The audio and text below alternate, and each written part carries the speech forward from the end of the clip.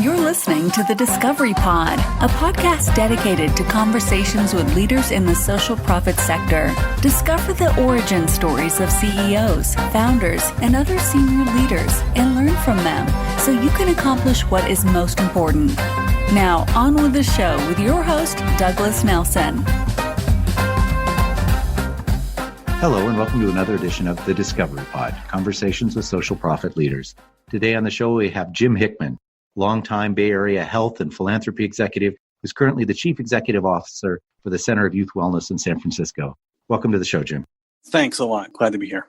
Jim, as we get started, why don't you tell us a little bit about the work of the Center for Youth Wellness and what you're undertaking in the renewal of that organization? Thank you. Yeah, the Center for Youth Wellness is an incredible example of what one person can do to start a movement to change the way care is delivered in America. So about 9 years ago, I had the opportunity to work with a doctor named Nadine Burke-Harris, one of the sole pediatricians here in the Bayview Hunters Point community in southeast San Francisco. And she had realized that her patients who are showing up had medical conditions, but also those conditions were being exacerbated by other social factors. In particular, she latched on to a very compelling yet unheralded study called the Adverse Childhood Experiences Study. That was a study conducted by Kaiser in the 90s that showed the connection between trauma, childhood trauma, and greater disease burden and lowered life expectancy in later years.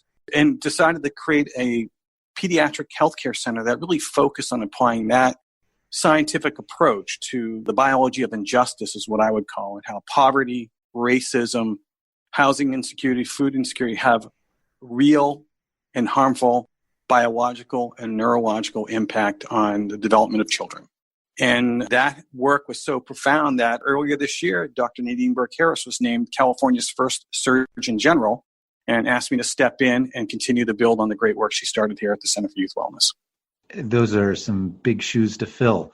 I know you were familiar with the issue. You've been quite involved with this cause for a number of years. What was your approach when you came in first as the interim CEO? Well, like all organizations that go through a founder transition, it's an opportunity to reflect and ask, what did we accomplish and what are some things that we missed that we wish we had done? So I came in with the approach of simply, how do you put in just a new structure for someone so high profile? How do you just keep the organization relevant? At the same time, CYW was getting a lot of attention for the fact that we developed a very significant screening tool that will be used in California for screening of children on Medicaid for trauma. So no matter what we did, we were going to be engaged moving away from that aspirational movement building phase of the organization to really much more focused on implementation and capacity building. And so that was a natural opportunity to take a step back and ask ourselves, do we have the right competencies, capabilities, and capacities to go from the aspirational to the operational? And that really became sort of the lens I used to redesign the way our organization functioned, sort of our North Star, and where we need to go both with our philanthropy program, but more importantly with our programming in the years ahead. I think you've put your finger on one of the really untold stories of how organizations are either successful or not successful, which is that we're going to transition now, we're going to think aspirationally. How do you bring along the management team, the people who provide the care, direct client service, as well as the board in saying, yes, this is our North Star. Yes, we are going to move in this direction. Yeah, what's great about that, or also the challenge of that, is the Center for Youth Wellness has several components. So we provide direct service to children and families in the Bayview Hunters Point community. So we actually operate a clinic where we provide primary care and mental health services. We also do research in partnership with UCSF, a major research institution in the United States, if not in the world. And additionally, we do some very important branding and communications work to raise the issue and awareness around adverse childhood experiences and toxic stress. So we've got quite the milieu of activity going on here. So again, recognize the accomplishments, that at the end of the day, the Center for Youth Wellness can claim many accomplishments, but the one probably that's most profound is its founder is now the Surgeon General of California, whose task is to make adverse childhood experiences one of the fundamental constructs that we use to look at developing children and families. So with that kind of win behind us, it was easy, but also hard to step back and go, what else can we accomplish? Is the work done? As an organization and with the board, Doug, we spent time as an organization asking ourselves, is our mission over? We actually had a conversation with the board presenting several options for a go-forward plan for the organization. One of the conversations we had was, well, have we accomplished the goal of the organization? We now have universal screening happening in California. Are we done? And the board concluded, after some important deliberation, that there was still work to be done, that there was still implementation work to be done. But allowing the board to entertain that conversation of, are we done, doesn't often happen in the nonprofit setting. And what were the arguments in favor of declaring success and rolling up the organization? A couple. One is this organization was not a traditional direct service provider. You heard it was a hybrid model. Mm-hmm. As you know, Doug, hybrid models are hard to fund. And there always is that quiet desperation that comes with philanthropy anyways. But it was especially acute here because the work was so emerging in terms of both science and practice. Secondly, you had a founder who, frankly, one of the most watched TED Talks, has a New York Times best-selling book. She's now the Surgeon General. Hard shoes to fill indeed, but some would argue that the organization and the individual were one and the same. So the board discusses, is there life at the Center for Youth Wellness without its founder, Dr. Nadine Burke-Harris? And the conclusion they drew was, yes, there was, and there's a lot more work to be done that will take her profound insights and carry them forward. It takes somebody with a real sense of service leadership to be able to step in following that very prominent, very successful founder. Did you find yourself to give yourself a pep talk in the hallway before meetings with the board or before you got to work in the morning? Well, having the commute from as you know, do you remember the traffic patterns of the Bay Area? Having the commute from Oakland to San Francisco gives you a lot of time in the car to think about things. I describe myself as an extreme possibilist, meaning I believe good things can happen, and it's not about waiting for them, it's about catalyzing them. There are so many positive tailwinds for children and families in California when it comes to policy, when it comes to philanthropy, when it comes to social justice, that frankly, it would be a shame not to put my all into this effort. Mm-hmm. So that's what kept me going, because even modest success would be additive and really has a lot going for it in this climate. That's right. It's a really interesting point you just raised there around philanthropy, particularly given how dominant the founder had been in the philanthropic efforts of the organization. How do you step in and renew that case for support or renew those conversations with top donors now that the founder has moved on to a different position? One of the things I pride myself on is being an honest broker, and having raised funds in my career along with leading organizations. It's a natural caution that we as leaders have when it comes to telling philanthropists we're going through a change process. It's a little bumpy. We've learned some things that, wow, had we known this in hindsight, I think the organization might have made different decisions. And so it's having the depth and breadth of experience to take those realistic outcomes of any time there's a leadership transition and explain how they're going to be additive to your new future direction.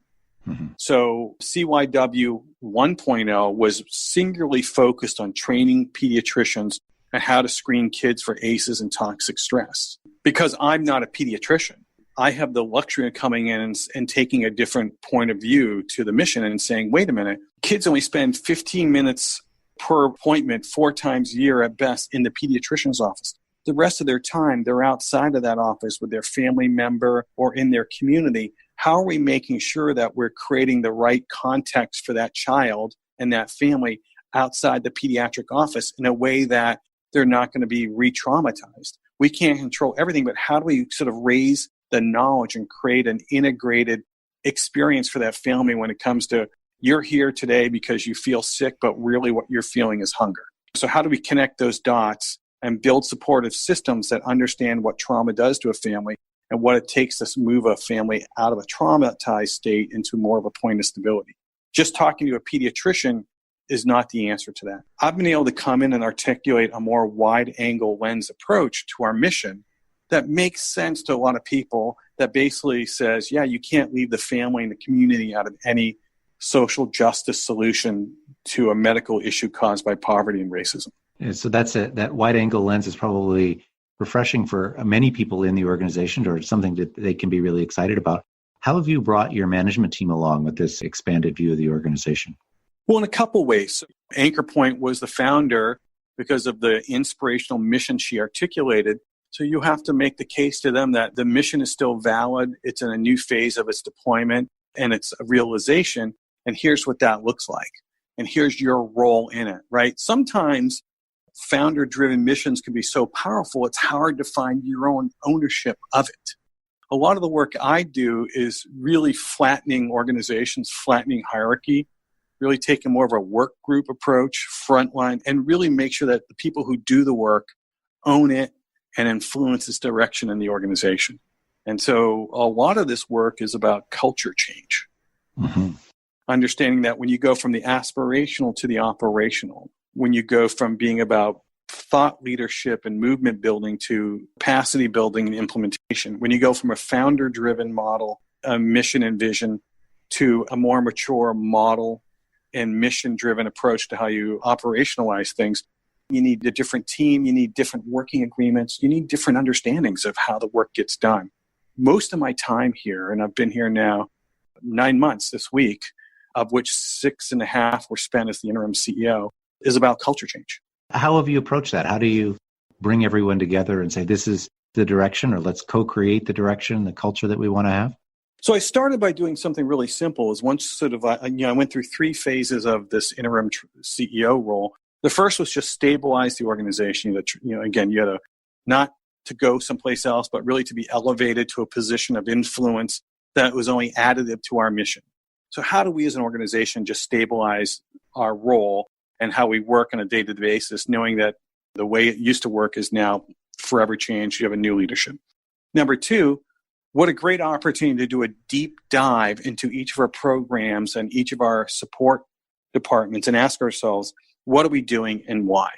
And from that, I did that work with a colleague, my chief of staff, Gatanya Arnick, and we really identified what are the hidden gems inside the organization that maybe were overshadowed because of the prior thought leadership strategy. We overlooked some other elements of the organization that are now probably much more value add in this version 2.0 environment. And then thirdly, we sort of reset the organization, say, okay, we're now going to build our 2.0 organization based on these assets over here. Mm-hmm. And people saw why that matched what's going on in the external environment, where the demand was not for convincing us that screening matters, screening of kids matters. We'd won that battle. It's now what do we do to restructure the communities they live in? How do we help the parents engage with this knowledge in a different way with themselves and their children? Yes, pediatricians are always going to be at the forefront of seeing kids in their early years, but kids leave the pediatrician's office and immediately go to YMCA. How do we bring them into the conversation as well?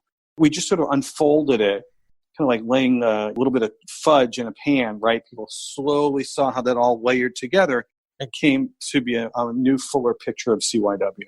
It sounds like a great journey to have come across. How important in that is for the members of your team to see that big picture, to see that just as the fudge hits the pan, but what the ingredients are to make the fudge in the first place? Well, it's very important because what they saw under Dr. Nadine Burke-Harris was this person who single-handedly brought to prominence this issue of adverse childhood experiences and toxic stress. And so what they had to deal with, but now they are having to deal with, we at CYW are having to deal with, is we spent a lot of time illuminating a problem. Mm-hmm. And now we're in a phase of work here in California and across the United States. I was just in Charlotte, North Carolina, where there's a really incredible movement around ACEs and sort of addressing that in the community. But it's really about what do you do? What's the intervention? What's the pathway to helping these families get the resources they need and the supports they need to heal? So that is, people see how important our contributions to that conversation are and remain. And fortunately, we are still a leader in that space as well. How important has the conversation with your board chair or the board been in this setting of the New North Star? Well, it's been interesting because I originally was working with a transition committee of the board, so a subcommittee of 3 board members who I spoke weekly with and mapped them through all the organizational changes in both strategy, structure, and staffing, as well as sort of bringing to them those sometimes uncomfortable insights that come from having a fresh set of eyes on an organization. And over time, we built a trusted relationship that ultimately led to being offered the full-time role. Equally important, though, I also because these things are always easy, I had a board leadership change in the middle of this. So our longstanding board chair was commuting from west to east coast on a weekly basis, and finally, for all the right reasons, decided to move east to be closer to work, and that led to a board leadership change, which we then worked to time that with the announcement of my CEO role as well. So in baseball, I think the term is a double switch. But what we did was really sort of use that as a signal to our donors and stakeholders that this new era of CYW leadership and impact was underway. One of the things that really fascinates me about organizations that go through this very positive change, constructive change, is the role of the board. And one of the things we see a lot in our work here at the Discovery Group is board members wanting to be a part of the solution. And the question they often ask is, I feel like the organization isn't asking enough of me. What can I do to be helpful? Thinking not just about your current role, but all of the other organizations you've been involved with, what advice would you give to a board member who's sitting around the table with an organization that is going through a great amount of change?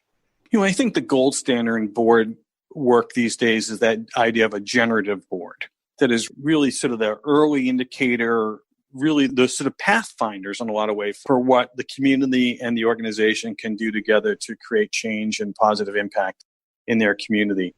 My board is probably exhausted from me because we spent a lot of time in the first 6 months of working together really in the weeds to help them understand truly what is the Center for Youth Wellness, sort of what's underneath the hood, and sort of that walkthrough that they probably will never want to do again of understanding how nonprofits make their way in the world. Where we're marching towards this idea now that how do we have our board members lead with ideas and creating the opportunities for them to engage in conversations with experts outside of our organization, to understand context that they can bring back and make sure that our mission is relevant to the needs of the community and staying in sync with or ahead of emerging trends in policy and practice that we want to make sure we're leaders. But it's hard to do because a lot of times board members start with, what's my fundraising role? I want to tell people about the work we do. It takes time for people to be conversant and comfortable just with the organization does itself.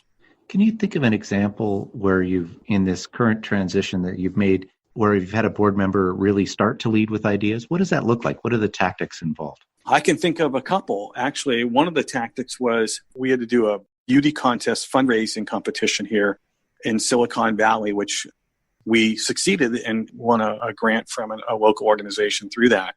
And we co-structured that presentation, the site visit. Because I was the interim CEO, I asked a board member to kind of co-lead that. Mm-hmm. What was powerful about that was how that board member herself heard what the outside parties were saying about our organization in a way that board members don't often get, right? And it was that one experience generated a series of reflections that helped us make this transition faster and clearer about what is the purpose of CYW post Dr. Nadine Burke-Harris.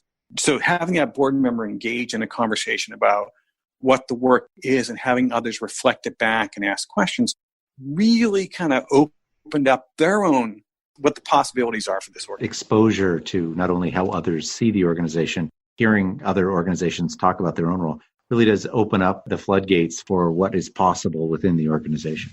Right. And I think one of the things that I'm excited with the board I'm working with now is what's possible is not just defined by philanthropy, right? Which is the other really important conversation to have. Yes, at the end of the day, you need resources, but the resources are more than it's sufficient fundraising dollars, but it's also leadership and commitment, passion, the ability to sort of go out and tell that story and understand why stories matter. That's the other piece of this, helping board members see that their own role is broader than just raising money or just making sure we have a good, clean financial audit. I think we've both seen boards that spend time on the finance committee report, then the governance committee, then the other committee, then the next committee, the program committee.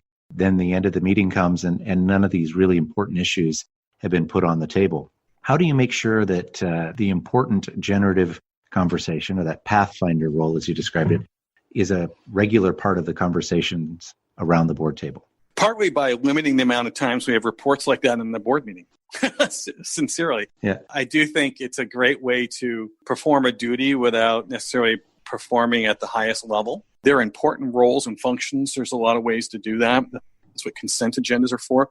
I'll give you a recent example. We had a first ever board conversation about signing on to an amicus brief for the Supreme Court case dealing with DACA recipients. And Center for Youth Wellness had never taken a public stand like that. And yet many of our colleagues, many of our scientific peers were doing just that. Mm-hmm. And if you have a board meeting where all you're doing is processing reports, you don't have the hour it takes to ask ourselves why we would do this. Why does it matter? Why does it matter today? How is this consistent with our mission? This is not a program we're delivering. This is not a grant deliverable for a funder. But yet, what does this say about what we think is important in the world? That's what unstructured or those type of generative board meetings can lead to. And I'll bet those board members left that meeting feeling like they had contributed meaningfully to the mission of the organization for having had that conversation. And to a mission that is bigger than just our four walls. Right. And that's the trick of keeping board members feeling inspired, engaged, and bringing their best selves to the board table. Tell me, if you're coming up to your 1 year mark and working with this organization and you've undertaken a great deal of change, how are you keeping your own focus on the mission of the organization rather than getting lost in the process of the change?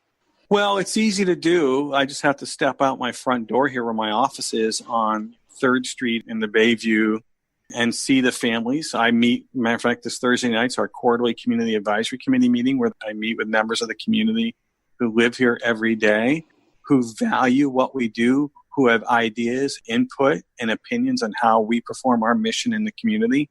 And that's what keeps it honest, right? At the end of the day, when I walk out my office door and I see young family in our waiting room for the clinic, that tells me we're doing something right. And if they keep coming back, that tells me we're helping them. And that's how I measure our success and just the relevance of the work I do every day. And I'm interested in your perspective, too, on what advice you would give to someone who is coming in to be the leader of an organization following the founder. What's the best way to make that successful, or what have you found to be successful in your case? This is something I've experienced across the board in my career. Oftentimes, people say they want change. I'm sure you've worked with boards or management teams like, oh, we need to change, we need to change. You really have to push on that, make sure that's truly what they want. Because often what you find is what they want to change is the circumstances of the moment. That is a great point, Jim. Yeah.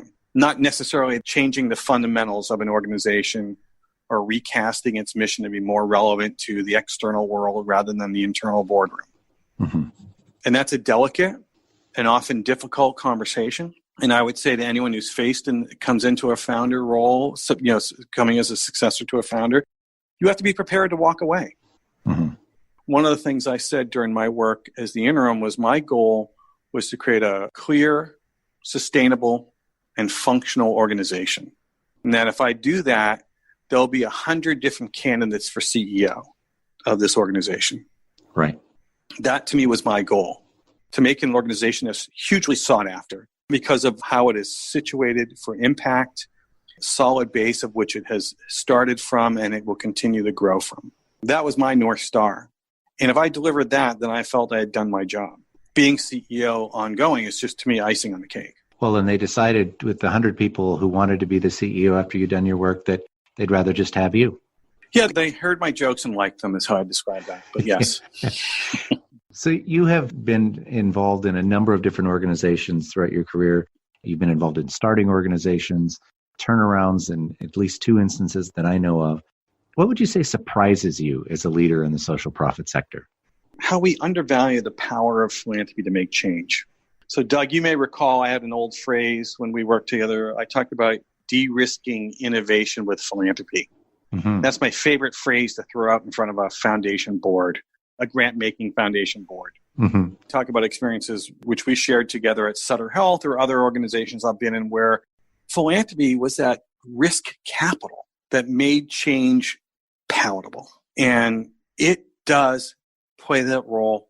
Throughout history, any social movement started with one donor who was willing to take a risk on a leader, on an organization, on an idea, on a community. Not all of those pan out, but when they do, they change the world. So you'd like to see people taking more of those risks?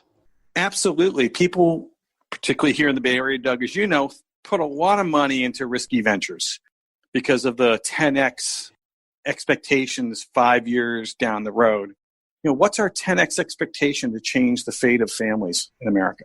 Well, I think you're in a great position, Jim, to help answer that question in some new and surprising ways. Maybe we can check in with you in another year and see how you're doing there at the Center for Youth Wellness.